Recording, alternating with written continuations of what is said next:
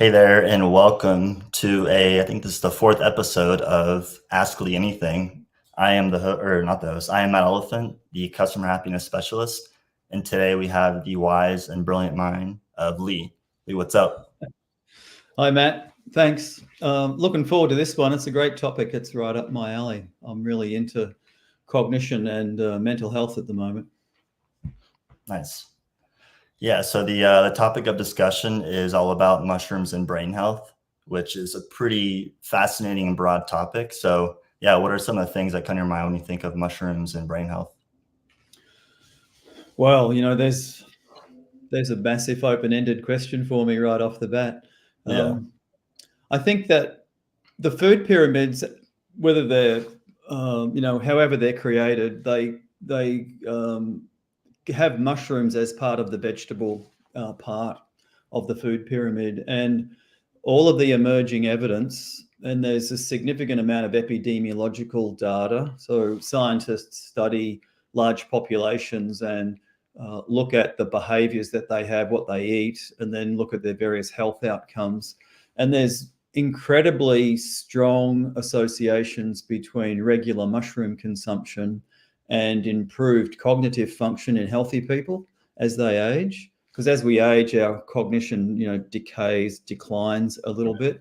When it gets below a certain level, it becomes, mild neurocognitive decline, and there's different levels. And higher servings per week of mushrooms have the ability to reverse mild cognitive impairment and to have an impact on reducing the risk associated with developing, say, Alzheimer's or Parkinson's disease. So it's a fascinating area, and there's a lot going on. Some of these studies, the associations are with quite low doses of mushrooms, and there's a kind of an inverse relationship. The more you eat, the better it is for your brain. So the trick is kind of understanding, what's in a mushroom that has the ability to do that. And clearly there's a strong focus on lion's mane these days, and lion's mane is kind of the leader of the pack in that kind of cognitive space. But there's a lot of other things going on, which, there's ergothioneine, for example, which make it a really dynamic space and make it a very compelling argument that we should be consuming mushrooms daily as part of our regular diet. Yeah.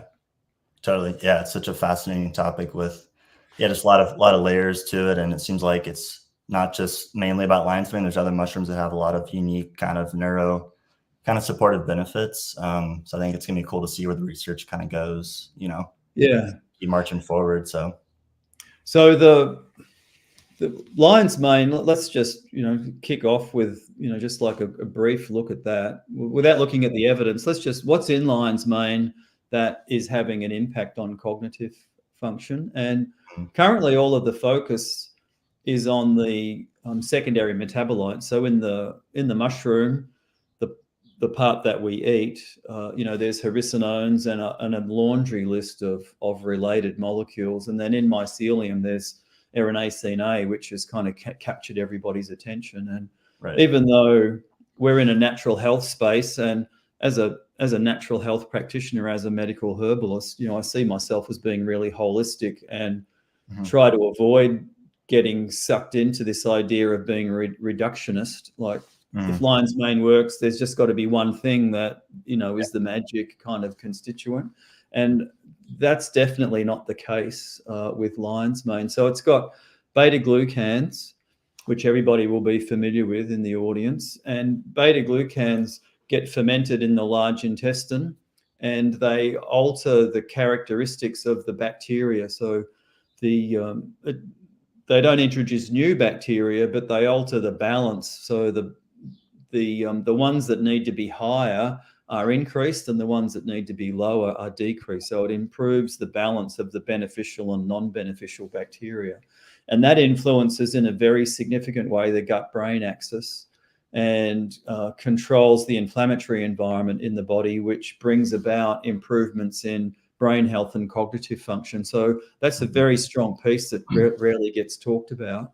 And then you've got ergothioneine, which is a which is an emerging molecule which has got incredible evidence from an epidemiological point of view to support it for its brain health characteristics. And we lack the clinical trials on that right now, but the evidence is incredibly compelling. And people say it should be a vitamin, we should call it vitamin L. We could also call it vitamin B, vitamin B for the brain. Right. And then we have the secondary metabolites, and it's my belief, and from all of my years of experience, that the synergy that you get from the three of those when you combine them together is much greater than the sum of the parts. So just doing the beta glucans, just doing the ergothioneine, just doing the hericinones, when you combine them all together, you're getting a much more significant effect. And the product that we have in Real Mushrooms, which is the 1-to-1 mushroom extract, conforms to how it was used traditionally, and I think is the best place to start for a well-balanced approach, to supporting cognitive function. And then there's a whole lot of immunological benefits that lion's mane have that make it really spectacular that never get talked about either. Yeah, man, it's good stuff. Yeah. So before we jump into questions, you just want to do your disclaimer real quickly, please? Yeah, sure. We probably should have done that a few minutes ago. So this discussion today is just for general information purposes only. We're not diagnosing or treating or having any impact on any diseases, and people need to do their own research and come and see a healthcare professional to get proper advice when they're looking for their health information. Nice. All righty, let's get into the juicy questions here. So our first question of the day is, will mushrooms help with cognitive impairment? They definitely will, and there's emerging evidence to support that. And there's a number of ways that you can consider how the mushroom will help. So as I was just saying, when edible mushrooms are consumed on a regular basis, they support the health of the brain so that the brain ages in a way that's more healthy, so there's less cognitive impairment. If someone has cognitive impairment, then the research tells us that the earlier that you intervene, the more successful you can be. So in the stages where it's classified as mild cognitive impairment, then introducing mushrooms into the diet and taking mushrooms as a supplement has been shown to be of benefit. So if you wait too long, there's the mushrooms aren't strong enough perhaps to resolve those conditions. And when we're thinking about mushrooms just as a word, any edible mushroom taken on a regular basis will help cognitive impairment. So white button mushrooms, agaricus, if you're eating oyster mushrooms, if you're eating shiitake mushrooms, if you're eating any of the exotic things that you can get, from the farmer's market or the store, they will all help over the course of years. And then if you're wanting direct support, to improve cognitive function, if it's not going great for you, then lion's mane would be a more highly specific choice above just the standard culinary ones. And then the ergothioneine in the mushroom is of significant importance. So I would combine lion's mane with ergothioneine. And the clinical trials that are being done with ergothioneine are up to around 25 milligrams a day. So wow, that's a lot. It is a lot, yeah. Considering where we are with our knowledge base, and there's a lot more to be learned. So with cognitive issues, with the lion's mane products from Real Mushrooms, I'd recommend starting at 2 or 3 grams a day. If there's a need to improve cognitive function, and combine that with a couple of capsules of ergothioneine. if the person is wanting to make sure that they've got optimal cognitive function over the long course, just 1 gram of lion's mane a day would do that. Nice. So kind of like a maintenance dose of 1 gram, and then something higher than that's more cognitive focus, you'd say? It gives more cognitive focus. In lion's mane is kind of like a brain nutrient, and it gives its best results, when the brain's not working as well as it should. So in a brain that's already functioning optimally, it's hard to measure any kind of improvements. But if we exercise, we know that it's good for us. Right. And in healthy people, like you've got to exercise, but you don't always notice the benefits of it. So you don't always notice the benefits of something, when you're healthy. It's just over the course of 5, 10, 15, 20 years. And some of these epidemiological studies have been done over 20 years. So it's a lifestyle thing. We need to be taking our mushrooms every day. Yeah. Taking a long approach versus kind of the quick hit to try to feel something, and looking at long term and lifestyle related. So totally. And that's a challenge, people for all sorts of reasons, wait. Oh, and now I'll get started. Right. Yeah, totally. That was good. Awesome. Cool. So the next question we have is, which mushrooms to take as a student who is prone to anxiety, stress, anger, and general sensations of feeling overwhelmed? Yeah, that's a good question. I think there's not direct evidence for any mushroom in that particular category. So I think that the direct human evidence, I think that a combination of reishi and lion's mane would be really good as a starting point, in combination with some herbal therapy. So herbs like kava, work particularly well. Skullcap's great where anger and emotional issues are harder to control. So I think that the reishi product, so just a couple of capsules a day would be a good starting point there, and maybe a couple of grams of lion's mane as an experiment to see how that would go. Lion's mane has got some evidence in menopausal women in terms of improving sleep and helping anxiety. A younger person, the clinical trials that have been done with lion's mane in younger people, where they've looked at cognition and metabolic flexibility, haven't shown any significant benefits. Nice. That kind of made me think of something. What about like cacao for just kind of mood balance and those kind of things? Would you throw that in the mix as well, maybe? Yeah, you could take the 5 defenders or the reishi and add it, to a hot beverage with cacao. Yeah, that would work as well. I think there's good evidence for chamomile when it's taken consistently over months.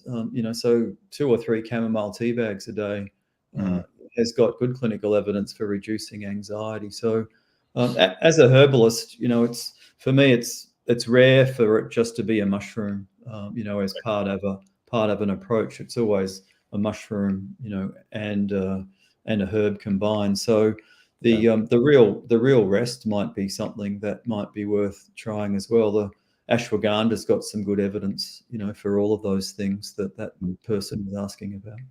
Yeah, nice. All righty. Let's see here. We're going to the third question. So the next question is, do mushrooms such as lion's mane assist in helping memory only while taking it, or can it create permanent changes to your brain? That's an excellent question. The balance of the evidence is that the effects of lion's mane wash out once you stop taking it. So it's as we age, it's the type of supplement that needs to be done on a regular basis. And I don't see that as a negative thing. I think that, going back to the exercise comment that I just made earlier, you need to exercise regularly, and there isn't a point at which you can say, well, I've exercised enough in my life, I never have to do any more. So lion's mane is supporting the brain in the way that a nutrient would. And, going back to those earlier comments, the fermentation in the gut, the health of the microbiota, the gut-brain axis, the ergothioneine, the secondary metabolites influencing brain function. I think that those things combined make it, the ideal nutrient, for the aging brain. Nice. Cool. We'll jump into some of the live comments here. Let's see here. So Chris Matthews asks, I'm taking 2 caps of lion's mane a day plus 2 acetylcholine to help beginning memory loss. Is that enough lion's mane caps? Can I ask how old Chris is? Because I think that might not be enough. Yeah, that's true. Doesn't specify. So Chris, I'd suggest up to so it'd be 6 capsules a day gets you to the quantity that has been shown to be clinically effective in the few clinical trials that are done.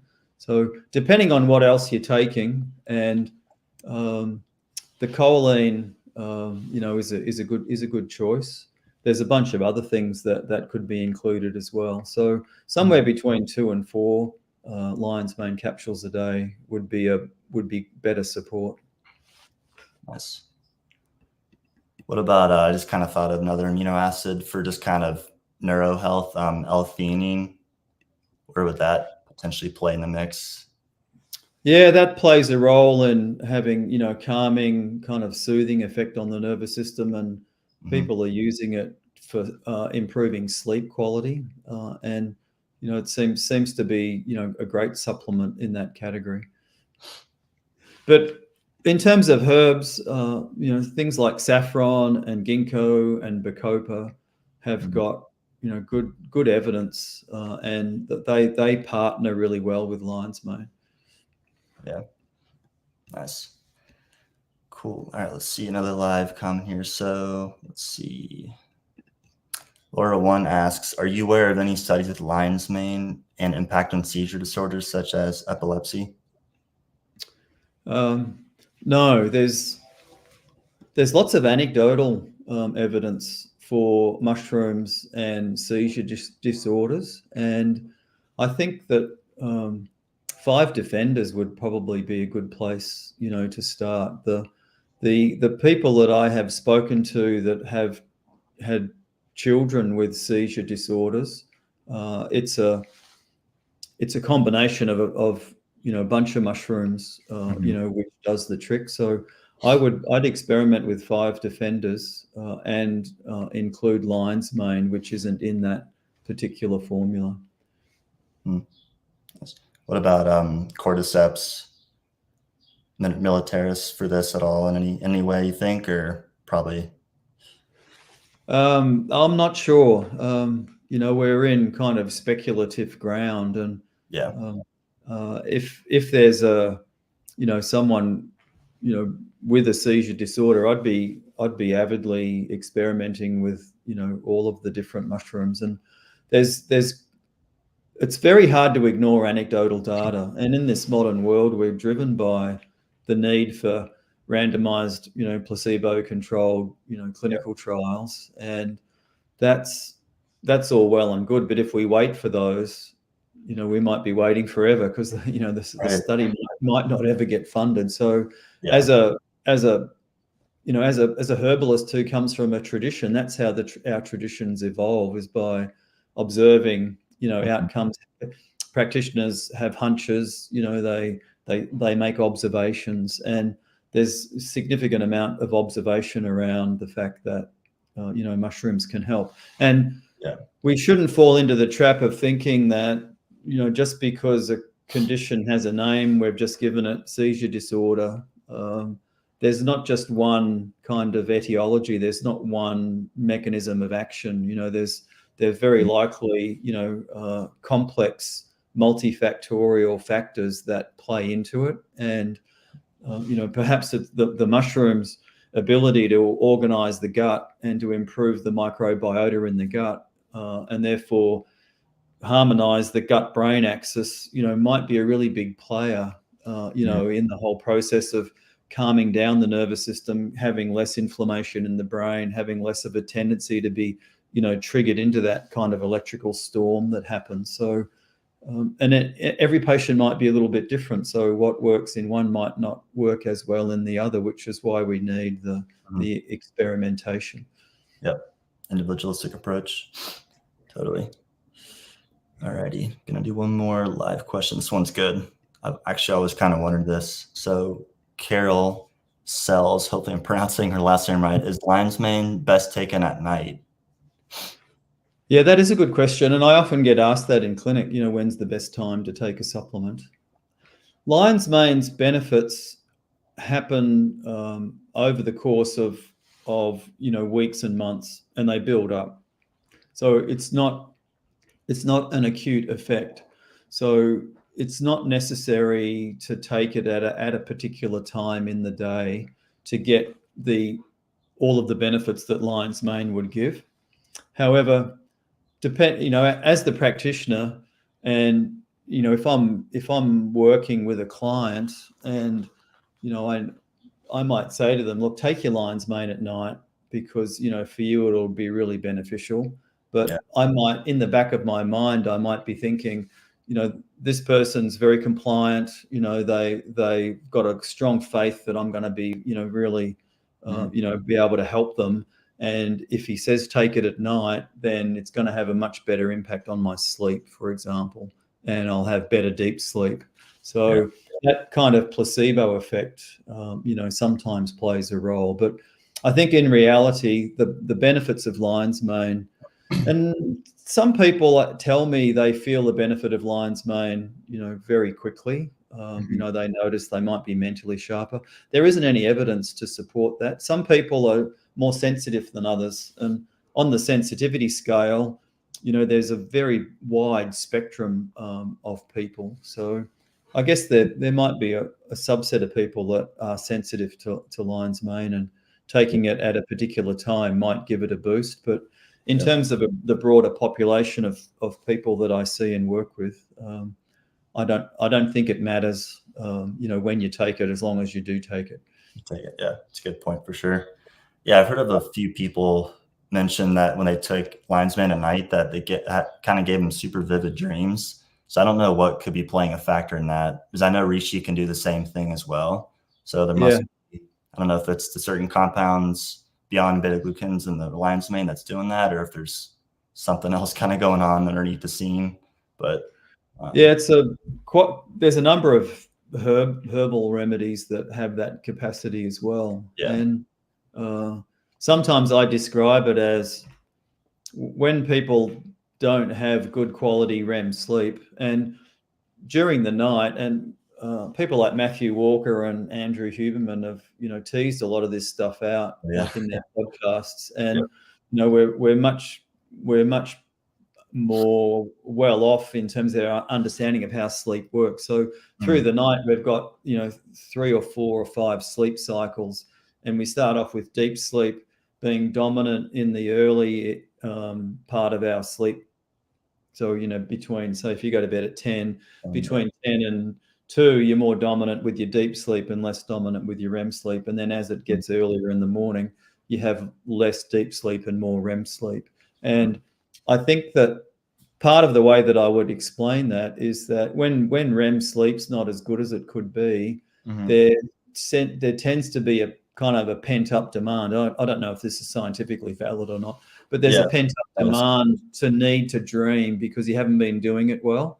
And then any supplement that you take that has an impact on improving your sleep quality, particularly the REM sleep part of the cycle, can bring on, like a rush, if you want to think of it like that, or a greater desire and need to let that dreaming state happen.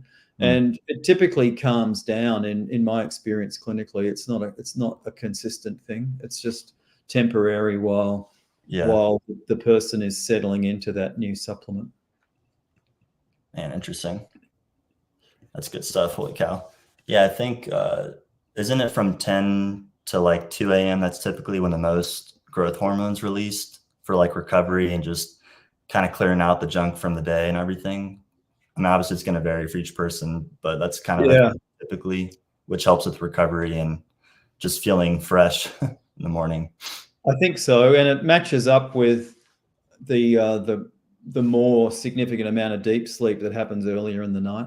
Yeah. So that's when the brain repairs itself and flushes out. The lymphatic system opens up, and the waste that's accumulated during the day gets removed.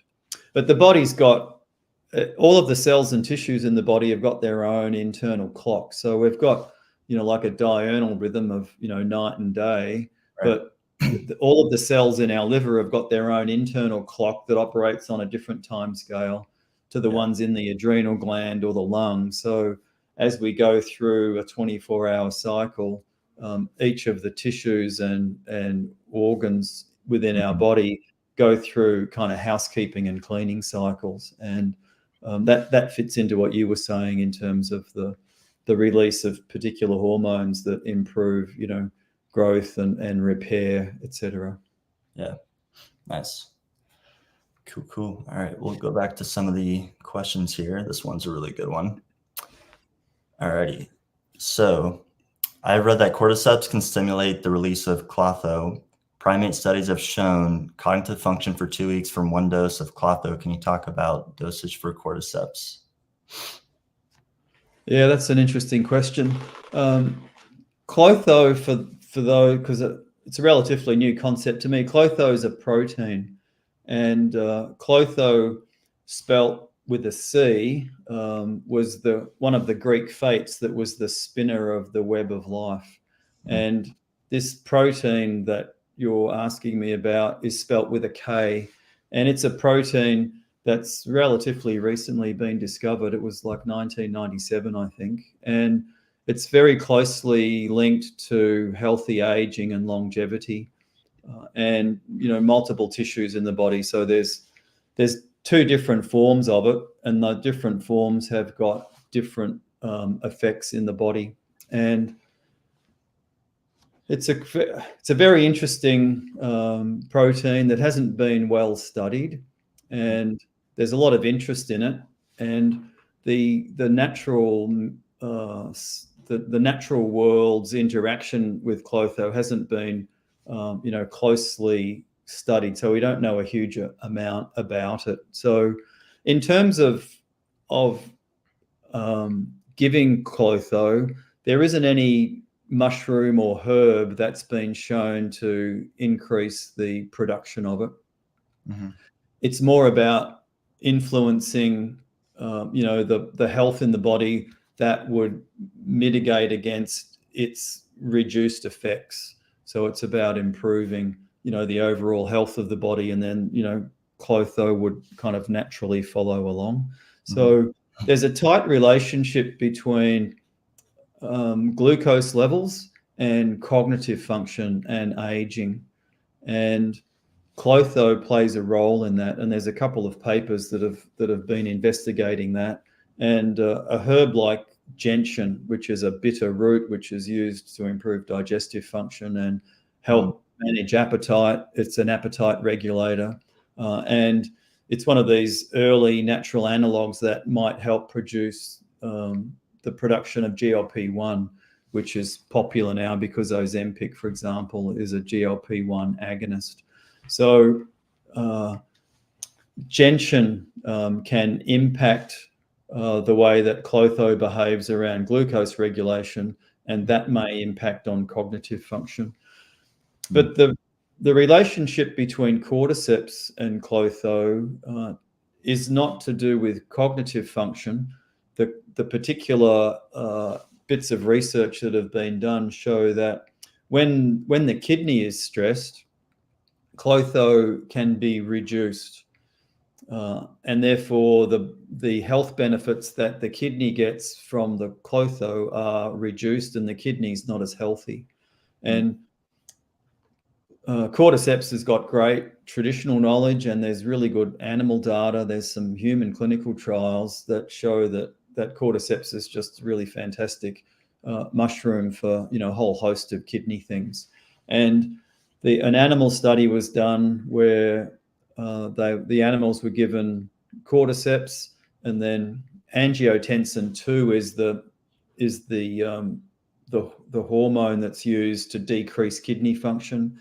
And then when the animals are given the cordyceps, it can overcome the negative influences of the angiotensin, and the kidney can come back to its more normal function. So the hypothesis is that that's one of the mechanisms by which cordyceps can have its effects. And that research was done on cordyceps sinensis, and I think I'm pretty confident that cordyceps sinensis and cordyceps militaris are medically interchangeable. You would see the same benefit with cordyceps. So it is possible, given that and it's very hard. You can't beat traditional knowledge. The long history that humans have with how these mushrooms work very often gets validated when it comes to the scientific data that gets created. So I wouldn't be surprised that a mushroom like lion's mane, for example,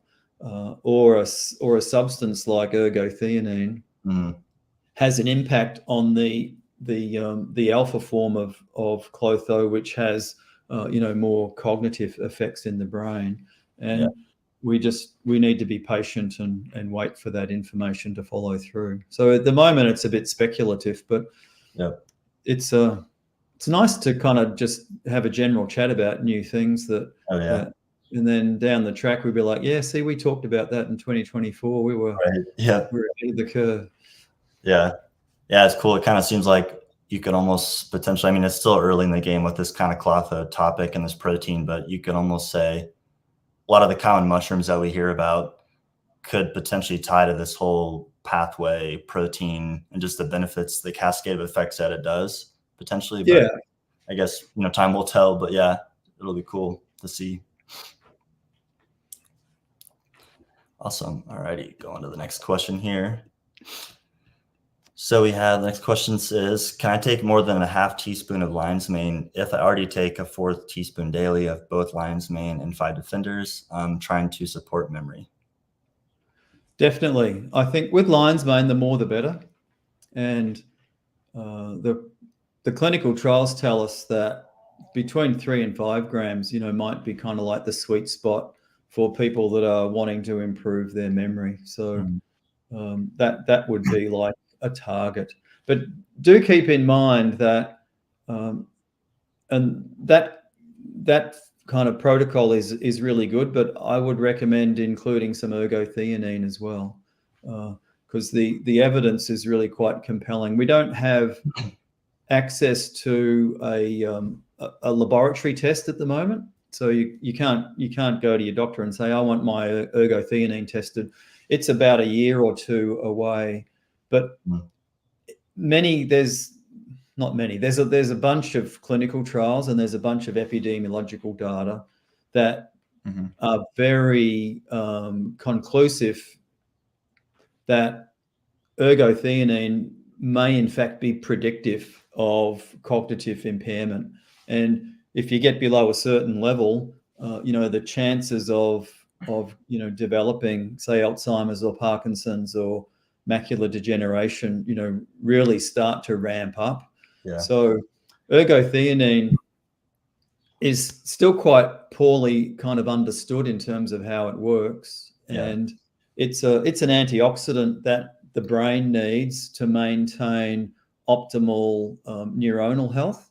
And it also has the ability to, without being an antioxidant, to bind into particular proteins and improve the way that those proteins function in cells. And there's an animal study that's just very recently been published looking at muscle tissue, and they looked at the mitochondria in the muscles, and ergothioneine was found to get into the mitochondria. It interacted with a particular enzyme, which was a significant but not well kind of discussed enzyme in the whole chain of events that produces the energy out of a mitochondria. So ergothioneine has had this ability to bind into this particular enzyme and increase mitochondrial output. And when we're talking about health, much of the health status is to do with how much energy a cell makes, and mitochondrial function and mitochondrial dysfunction are really kind of key players. So ergothioneine is playing the role of an antioxidant to make sure that cells are optimally healthy, and it's inflammatory states in the brain that bring about this dilution of your memory and the development of Alzheimer's and Parkinson's disease. It's a stress that's so long lived that it kicks the cells into an inflammatory state, which creates this kind of aberration. So ergothioneine plays a really important role, and it probably is a vitamin in terms of having healthy brain function. Man, that's awesome. Would you say a maintenance dose is about 5 milligrams or so for ergo, and then probably beyond that would be 10 to 20 or even 25? Yeah, I would recommend 1 capsule a day. And the real mushroom ergo capsule's got ergothioneine from 2 sources. It's got ergothioneine, and the L gets put in front of it because that's the kind of the shape which occurs in nature. So L-ergothioneine from yeast, and that allows the capsule to have the standardization statement, if you like, to say there's 5 milligrams on the label. And then there's half a gram of golden oyster mushroom, which is like a ergothioneine factory. It pumps out huge amount of ergothioneine, and up to about, at the most, up to 10 milligrams per gram of dry weight. So there's probably a maximum of 5 milligrams of ergothioneine from that golden oyster source. So each capsule could have between 5 and 10 milligrams. So for people that are wanting to that don't have any health issues, but they're wanting to make sure that they get their optimized ergothioneine daily, I recommend just 1 capsule. And if you're eating mushrooms as well during the week or taking other mushroom supplements, it might not need to be every day. Maybe you could do it Monday to Friday and you could have the weekends off, for example. But if there are health challenges, particularly if it's memory or if it's cardiovascular support that's being looked for, or any conditions which are to do with oxidative stress, then I would be, escalating that dose up to the 25 milligram dose is what's being used in clinical trials. And ergothioneine is entirely safe. If you take too much of an antioxidant, say vitamin E, purified alpha tocopherol, too much of that can actually have negative health effects. Too much vitamin C can have negative health effects because of the curious behavior of how those antioxidant molecules work in the body. But because ergothioneine is an adaptive antioxidant, it only becomes an antioxidant when conditions are stressful. It's not an antioxidant until it's needed to be an antioxidant. It's got this natural kind of intelligence, makes it entirely safe. And in animal studies, when you translate the doses to humans, the safety is up to 9,000 milligrams a day. So, if we're talking about 25 milligrams compared to 9,000 milligrams, we're a long way off that. So it doesn't act as a pro-oxidant. It doesn't auto-oxidize when it comes in contact with oxygen. It's a very safe thing to take. And it's quite likely that even higher doses we'll see in clinical trials. There was a study where up to 75 milligrams was used acutely to see if it improved exercise performance, for example. Oh, sweet.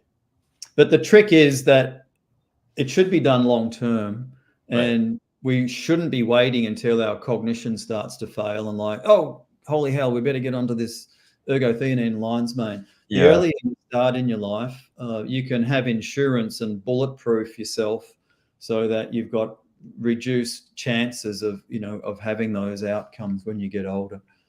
Hmm. Man, that's good. Would you, this is kind of a big, broad speaking kind of question, but would you put ergo as importance over like vitamin D and like essential fatty acids? Or is it kind of, obviously it's kind of two different areas, but would you put Yeah, it up those kind of? it's analogous. I would put it, equal pegging with vitamin C and vitamin D. Mhm. The vitamin D's, hugely significant and very pleiotropic. It's involved in many kind of interactions in the body. But so is ergothioneine. There's ergothioneine transporters in just about every tissue of our body, and it's the missing link between, healthy cellular behavior and inflammatory behavior in the cell. And much of the health challenges that we deal with are poor management of that at the cellular level. And ergothioneine, that's its primary role, is to prevent things from becoming inflammatory. And if they do become inflammatory, managing the consequences of that in a healthy way rather than an aberrant way. So Mhm. I'm going a bit out on a limb, but I think it's right up there, Yeah. in importance with those things. And the only reason it doesn't have a vitamin kind of designation is because it's very hard to prove a deficiency disease with ergo, because it's got, even though the primary source is mushrooms, Yeah. plants have got very low doses. So it's very hard to create an environment where there isn't any in an animal. Mhm. Or in a human. But when in an animal environment where you can control for that, Mhm. when animals don't get ergothioneine, they live about 30% less long. So, they only live 70% out of 100, and they die of diseases of oxidative stress. So, liver disease, neurocognitive disease, cancer, and cardiovascular diseases. So the fact that an ergo deficiency will only kill you, later in life and reduce your lifespan Mhm. is not yet put it into that kind of vitamin category. If you don't get enough vitamin C, you'll get scurvy and die, Yeah. really quickly. If you don't get vitamin D when you're younger, you'll get rickets. So Yeah. if we broaden the definition, I think that ergothioneine does meet that kind of vitamin designation. We should be calling it vitamin L. Vitamin L ergo. Yeah. Yeah. Plus, I think it's also good for fetal development too, or something in that manner. Is that right? It plays a role in neurogenesis, so it's not well understood, but it's crucial to normal, healthy cognitive development and Mhm. neurological development. So, and as an illustration of that, when women are breastfeeding, the transport proteins in epithelial tissue for ergothioneine increase by 4 times over normal non-lactating epithelial tissue. Mhm. So there's an evolutionary imperative for the mother to provide ergothioneine to the developing child. And I think that when you look at Paleolithic diets, it's skewed by researchers that are only focused on meat as the only source of protein. Mhm. And early diets, which have driven, the whole Paleolithic thing, where you eat a lot of meat, and you don't eat a lot of carbohydrates. Yeah. Those discoveries have been made by looking at isotopes of carbon and nitrogen, and assuming that those isotopes only come from animal consumption. But Mhm. there's a little bit of evidence to show that our early ancestors, and there's 2 bits of research I could quote, and I do this in my course, that 48,000 years ago, humans were consuming vast quantities of Schizophyllum commune and the shaggy incat. And then 16,000 years ago, people living in Spain were consuming vast quantities of boletes and agaricus mushrooms.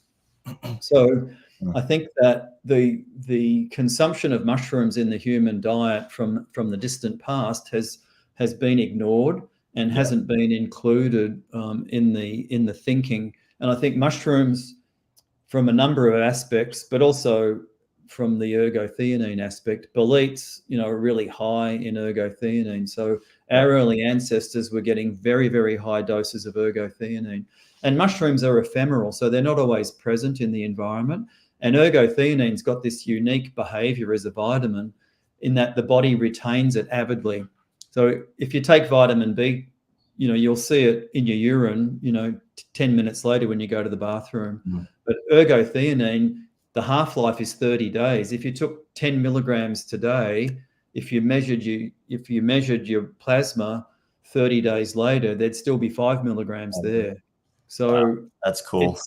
It's a really tenacious thing. So I think that the impact that ergothioneine has played in the development of animal biology has been totally underrated. I think it plays a really important role in neurological development, in a younger person.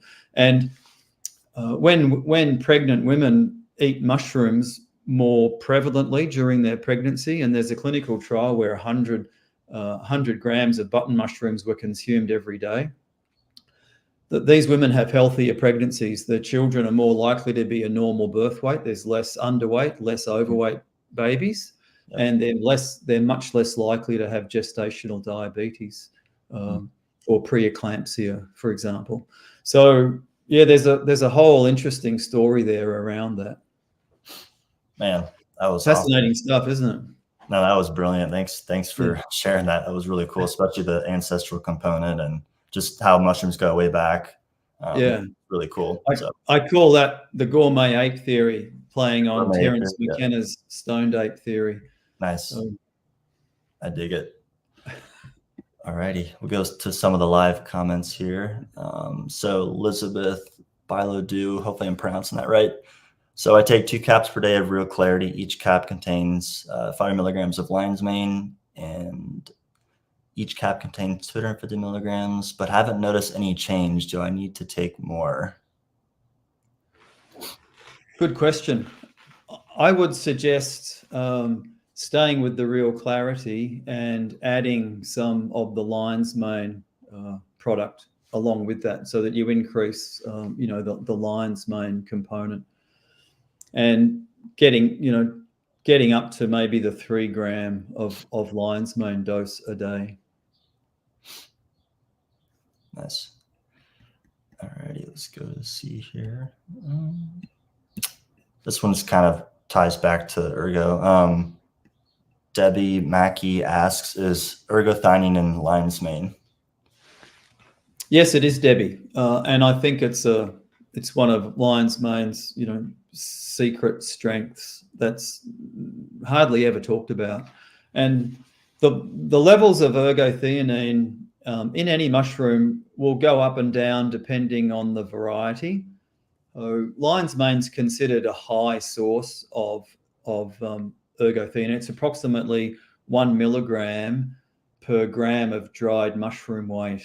And then there's a little bit of loss, during the extraction and manufacturing processes. It's quite a robust molecule. It survives heat quite well, but it's probably around 3/4 of a milligram per gram of lion's mane. So if you had 2 capsules of the lion's mane from real mushrooms, you'd be getting just under 1 gram.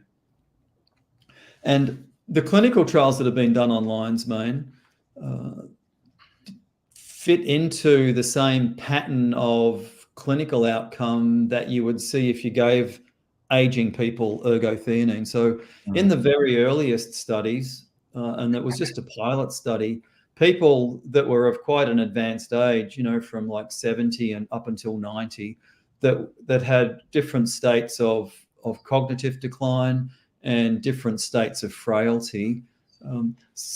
A couple of the patients who were so frail they couldn't get out of bed, they had to eat their meals in bed. Over the course of the pilot trial, their frailty improved and they were able to get out of bed and be more social, for example. And when older people have got lower levels of ergothioneine, they're more likely to be frail as an older person. So their physical capacity is diminished, not just their cognitive capacity. And humans don't need much lion's mane. We were talking about the dose earlier. I'm recommending just one of those capsules, but in these clinical trials and in the epidemiological data, people are getting benefits long-term with 2 and 3 milligrams of ergothioneine, and in some cases even less. So having, as I said earlier, just 2 capsules of lion's mane from real mushrooms, when you do it over the course of your life, you're getting probably all of the ergothioneine that you need, while you're healthy, and then just maybe bump it up as you get older. And as we get older, ergothioneine, and we don't fully understand why, but ergothioneine less in older people than younger people. So it might be that our ability to take it up is not as great, or our consumption of it as part of the aging process means that we need to take more. But whatever the situation, the older we get, we need to have more focus on ergothioneine. Yeah, makes sense. Nice. Alrighty, go back to some of the other questions here. The connection between tendinitis and the brain, can mushrooms supply any relief from this? Excellent question. I'm suffering from tinnitus myself.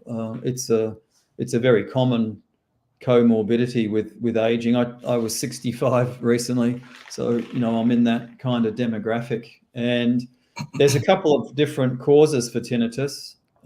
There can be vascular tinnitus, where the nerves in the ear aren't getting enough of a supply of blood to be optimally healthy. So in that case, reishi would get my vote as being a mushroom that might help.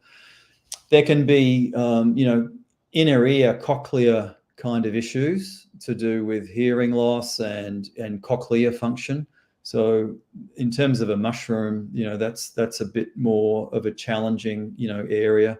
I would use ginkgo in that case, clinically, but maybe lion's mane would fit into that.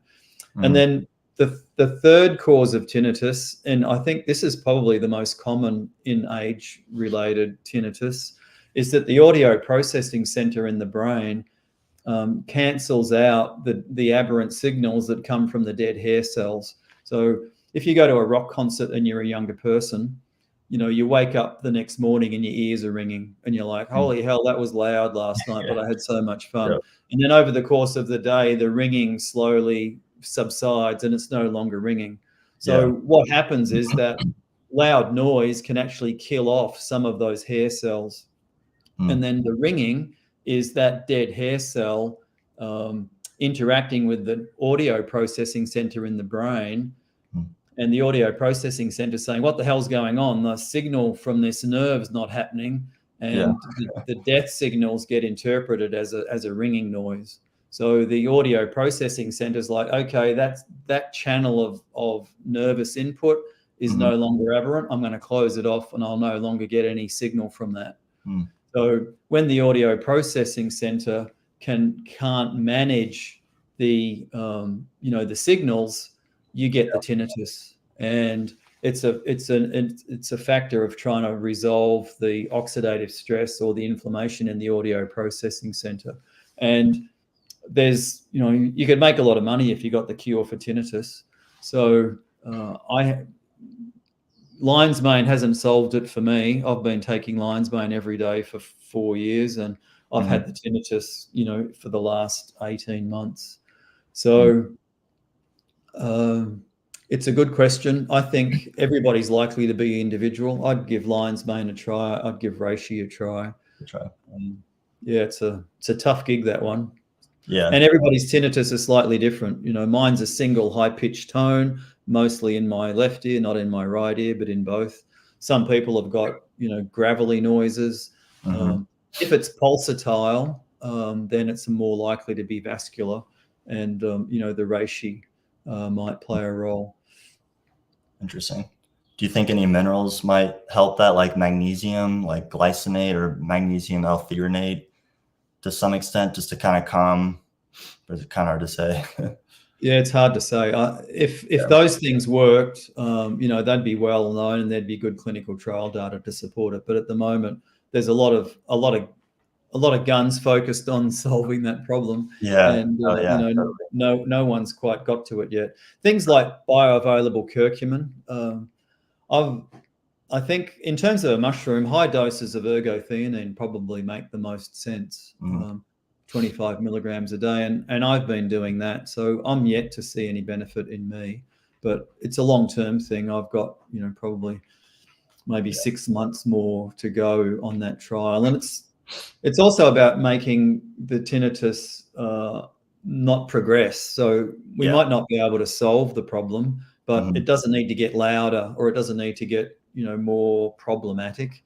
And I think the ergothioneine probably is the best bet in that regard. And I'd be doing at least 2 of the real mushrooms capsules for rest of life. ROL, that's my shorthand for rest of life. Nice, I like it. ROL, put that on the bottle. Cool. All righty, we'll go to one more good question here. This one's a good one. What do you recommend for healthy brain function and certain autoimmune challenges like low thyroid? Yeah, very good question. So for healthy brain function, ergothioneine is going to get my vote every day. So eat mushrooms regularly, and it's easy to say eat mushrooms regularly, but I'm a mycophile, and I even find it hard to eat mushrooms, like on a daily basis. So eat mushrooms at least 2 or 3 times a week. Take an ergothioneine supplement, and then autoimmune conditions are complex, and we've only got a few minutes left in the session. But my general kind of comment is that the